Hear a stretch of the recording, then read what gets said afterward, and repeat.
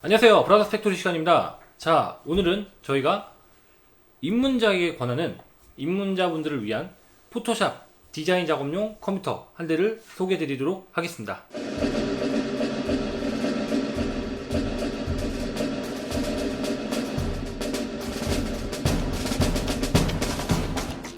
자, 오늘 저희가 소개해 드릴 내용 준비해 보았는데요. 어디서 많이 보던 구성들이 눈에 띄네요. 뭐 솔직히 말씀드려서 PC라는 게 같은 부품이어도 쓰이는 용도에 따라서 조금씩은 다를 수 있게 보인다. 그러니까 다르게 보인다, 이렇게 표현하는 게 맞겠네요. 저희가 오늘 소개드릴 내용은 앞서 말씀드렸다시피 포토샵 디자인 작업용 컴퓨터라고 말씀드렸는데, 포토샵 일러스트를 위주로 하시는 디자이너 분들께 이제 권장을 드릴 수 있는 사양이고요. 저희 브라더스에서 오래전부터 많이 출고된 그런 사양입니다. 물론 시대에 맞게끔 흐름에 따라 변하게 됐지만, 지금 시점을 기준으로 해서 2019년을 기준으로 해서 저희가 자신있게 권장드릴 수 있는 입문자용, 초보자용 포토샵 컴퓨터 지금부터 소개드리겠습니다. 자, 가장 먼저 소개드릴 파츠는 다름 아닌 CPU입니다. AMD사의 라이젠 3 2200G 레이븐 리치 제품인데요. 정말 지겹도록 이런 표현을 하면 안 되겠네요. 정말 많이 소개드렸던 제품 중 하나입니다. 라이젠 2200G 기본 코어 수는 4코어 4스레드고요. 그리고 클럭 수는 3.5GHz를 베이스로 하고 있습니다. 그리고 제일 중요한 게 내장형 그래픽 카드의 엄청난 퍼포먼스라고 표현을 해두겠는데, 이 내장 그래픽 자체만으로 웬만한 게이밍도 가능하다. 네, 그렇게 봐주시면 되겠습니다. 사실 포토샵 일러스트는 게임하고는 좀 거리가 멀겠죠. 그렇기 때문에 제가 게이밍 얘기를 한 이유는, 게임을 할 수도 있어서라기보다는 실제로 디자인 작업하는데 게이밍만큼의 성능이 안 나오더라도 기본적인 작업은 다 가능한데 거기에 성능이 더 추가된 느낌이라 할 수 있겠습니다. 그러니까 성능이 어느 정도, 포토샵 할 때 2D 작업이에요. 기본적으로 아시겠지만 3D 작업이 절대 아니죠. 2D 작업을 위주로 하는데 3D까지도 어느 정도 감안할 수 있는 그 정도의 그래픽적인 여유가 있다. 내장 그래픽 성능이 그만큼 받쳐준다 라고 봐주시면 되겠습니다. 그리고 알아두셔야 될 게, 아무래도 이 영상을 보시는 분들도 그렇거니와, 그리고 PC를 구성하시고자 하시는 대부분이 CPU 하면 인텔 아닌가? 라는 생각 하시는 분들도 많이 계실 겁니다. 뭐 틀린 말은 아니기도 합니다. 무조건 뭐 인텔이 맞다라고 하기도 좀 약간 애매하기도 한데, 용도에 따라서 쓰이는 방향이라든가 그리고 쓰일 수 있는 제품군은 다양하다 라고 할 수 있겠습니다. 그런 측면에서 봤을 때 오늘의 CPU 라이젠 2200G는 초보자나 입문자분들께 어울릴 수 있는 하나의 정답이라 할 수 있겠습니다. 좀 어색하네 오늘. 어쨌든 잘 봐주셨으면 좋겠고요. 라이젠 2200G CPU로 선정되었습니다. 다음은 메인보드입니다. 메인보드는 에이수스사의 프라임 시리즈 A320MK 제품으로 선택이 되었습니다. 저희가 줄곧 소개해 드렸기 때문에 설명은 안 할 수 있겠는지 모르겠지만 처음 보시는 분들이 분명 계실 거라 생각되기 때문에 제가 보여드릴게요. A320MK는 기본형, 즉 보급형 제품입니다. 보급형 제품은 뭐냐, 그러니까 총 3단계 나뉘죠. 보급형, 중급형, 고급형, 이렇게 초중고 이렇듯이 3단계로 나뉘는데, 3단계 중에서 가장 낮은 등급에 해당되긴 하지만 기본적인 뭐 포토샵 작업이나 일러스트 작업을 하는 데 있어서 절대 무리 없는 그런 쾌적한 환경을 제공해 줄 수 있는 제품이라 할 수 있겠습니다. 안정성과 내구성이 돋보이는 제품이라 할 수 있겠는데요.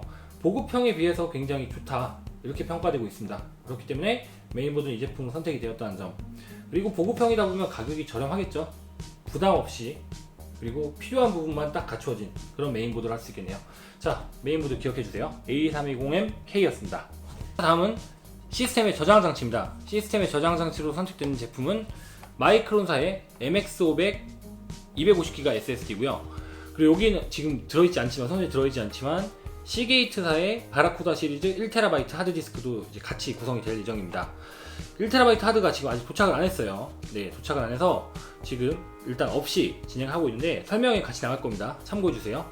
자, 우선 SSD 같은 경우는 요즘은 거의 대부분 개념에 대해서 아마 알고 계시리라 생각됩니다. 뭐 지나가는 초등학생도 SSD는 아는 정도라고 해도 과언이 아닐 정도니까요. SSD는 용량은 작지만 부팅 속도부터, 그리고 뭐 작업할 때 로딩이라든가 여러가지 속도를 굉장히, 읽기 쓰기 속도 자체를 굉장히 빠르게 해주는 그런 하나의 저장 장치 형태라고 보시면 되고요. 여기 빈손에 있는 하드디스크 1TB 하드디스크는 이 SSD를 용량이 작다 보니까 보완해줄 백업용 장치라고 보시면 됩니다. 그러니까 흔히 내장하드라고 표현하는데 우리 쉽게 얘기해서 외장하드도 쓰잖아요. 외장하드랑 별반 다를 게 없습니다. 그러니까 말 그대로 중요한 자료들, 뭐 사진, 파일 이런 것들을 따로 저장할 수 있는 백업용 저장 장치다 라고 할 수 있겠습니다. 그래서 결론은 SSD 250기가랑 하드디스크 1TB로 구성이 되었는데 이것도 사실 조정이 가능해요. 뭐 SSD 용량을 좀 더 늘린다든가 내리는 건 권장하지 않겠습니다. 뭐 120기가 이렇게 권장하지 않아요.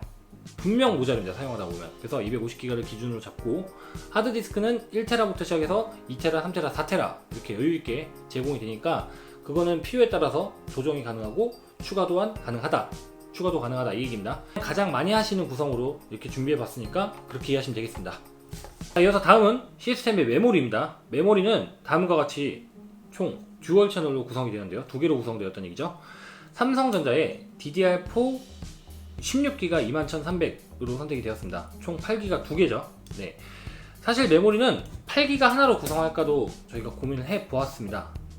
뭐 이유가 딱히 있어서 하기보다 8기가가 가장 기본 용량이라 할 수 있기 때문에 이 정도만 해도 사실 포토샵이나 일러스트 하시기에는 전혀 무리가 없을 거라고 말씀드릴 수 있겠는데, 굳이 8기가 하나 더 붙여서 16기가로 구성한 이유, 가장 큰 이유는 업그레이드를 굳이 아니하고도 추후에 사용하는 데 있어서 아무래도 이런 게 있겠죠.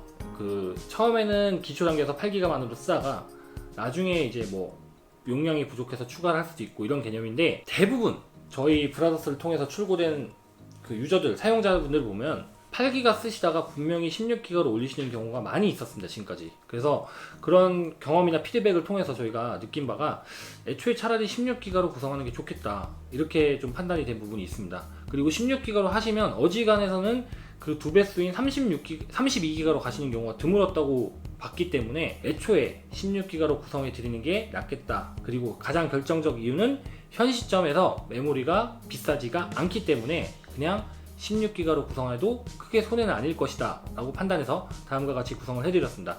그리고 이 메모리가 하는 역할, 제일 중요한 건 뭐냐면, 사진을 특히 많이 이제 불러오시는 경우는, 사진 작업하시는 경우, 뭐 라이트룸, 포토샵이 라이트룸 사용하시는 경우도 있죠. 고정이라든가 하실 때.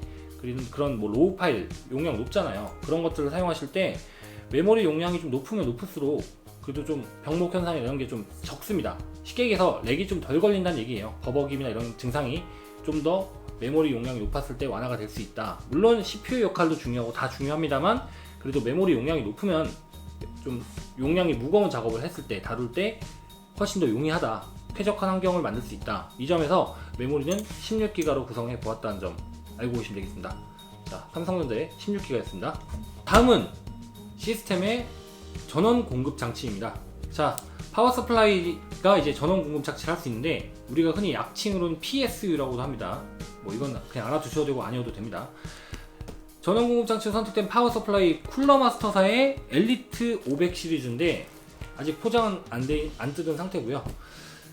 한마디로 표현하면 파워 서플라이가 정말 좋은 제품들이 많이 있고 좋은 모델들이 많이 있는데, 그 중에서 가격도 괜찮은 편이고 그리고 전격 출력이 제대로 이루어진다, 그런 평가를 받고 있는 제품 중 하나입니다.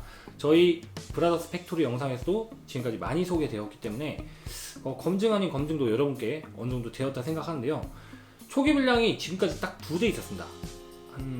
대수로는 그래도 한 500개 정도 판 것 같은데, 판매를 해본 결과 초기 물량이 정말 없어요. 물론 제가 소개해드린 파워 서플라이가 다른 제품도 있는데 그 제품도 괜찮은 편이긴 해요. 어쨌든 쿨러마스터사 제품 믿고 쓸 수 있다 라고 할 수 있겠습니다. 별로 중요치 않아 보여도 쓰다 보면 왜 중요한지 알게 되는 그런 좀 신비로움이 담겨있는 그런 파츠라고 하시면 되겠습니다. 중요합니다. 네. 자, 다음은 시스템의 케이스입니다. 케이스.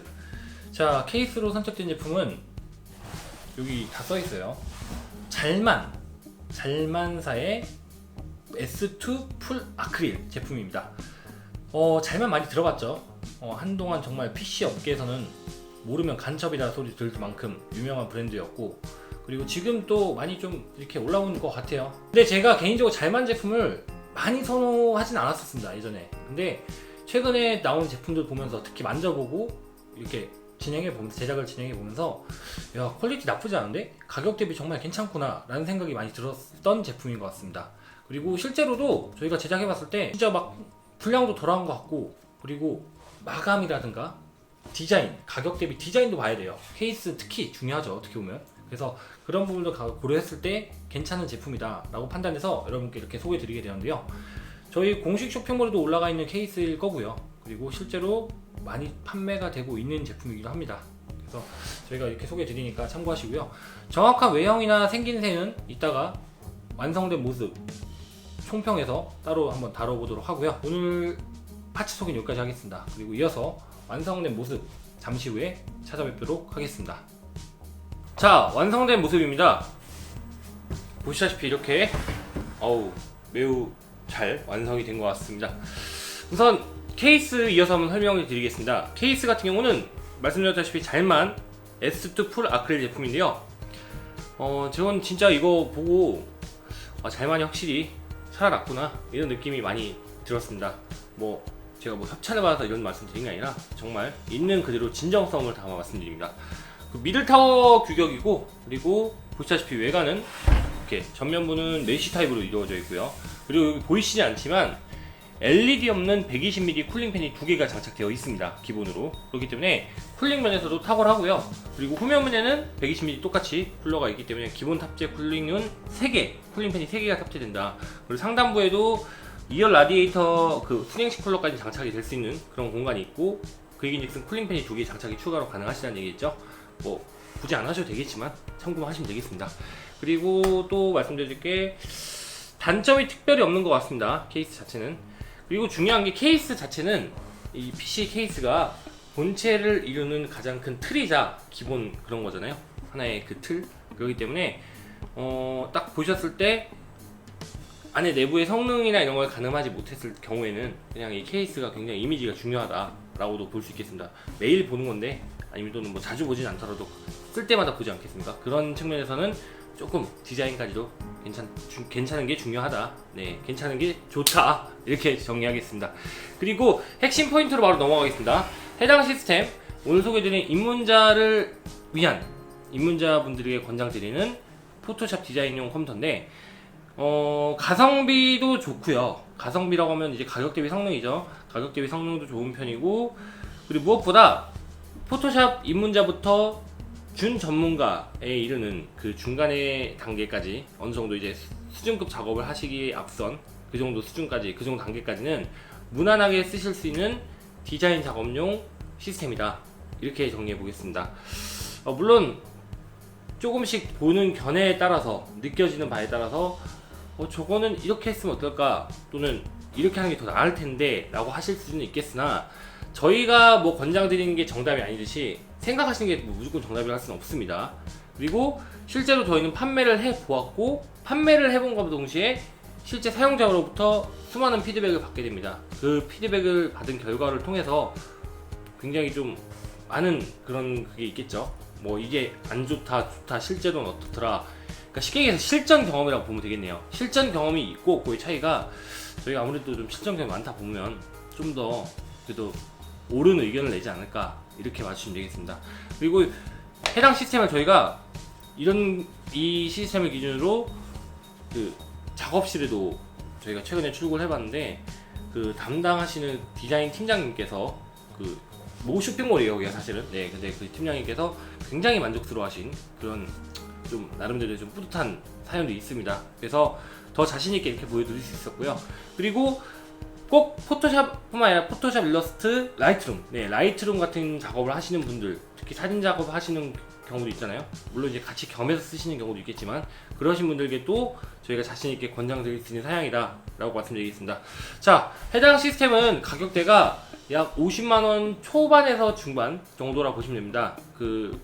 왜 초중반이라고 제가 말을 그렇게 드리냐면, 시세가 조금씩 달라질 수 있어요. CPU 같은 경우 내려갈 때도 있고 올라갈 때도 있고, 메모리 같은 경우도 내려갈 때도 있고 올라갈 때도 있고, 약간 파츠별로 가격 변동이 있는 부분들이 있기 때문에 조금은 그 점을 참고하시면 될 것 같고요. 그래도 아주 부담스러운 금액이 아닐 수 있다 보니까 그건 꼭 참고하시고요. 그리고 저희 공식 쇼핑몰에도 그대로 올려질 예정입니다. 네, 아무튼 그렇게 말씀드리겠습니다. 혹시라도 관심 있으신 분들은 언제든 문의 주시면 될 것 같고요. 자, 오늘 영상은 여기서 마무리하겠습니다. 앞으로도 저희가 더 열심히 해서 더 좋은 내용과 참신한 내용, 더 유익한 컨텐츠로 찾아뵐 것을 약속드리고요. 좋아요와 구독은 저에게 큰 힘이 됩니다. 한 번씩 꼭 부탁드릴게요. 감사합니다.